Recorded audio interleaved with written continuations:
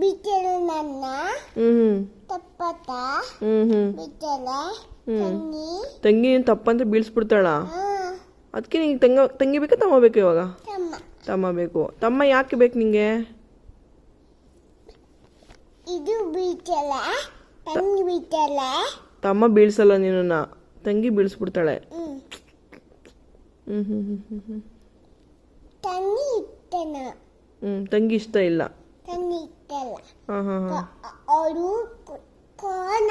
ಓ, ತಂಗಿ ಕೋಣ. ತಮ್ಮ ದಾನ. ಓ, ತಮ್ಮ ಜಾಣ. ಓಕೆನಾ? ಓಕೆಮ್ಮ. ಹಂಗಾರೆ ನಾಳೆ ತಮ್ಮ ತಂದ್ಬಿಡೋಣ ಒಂದು ಹೊಸದು. ಓಕೆಮ್ಮ.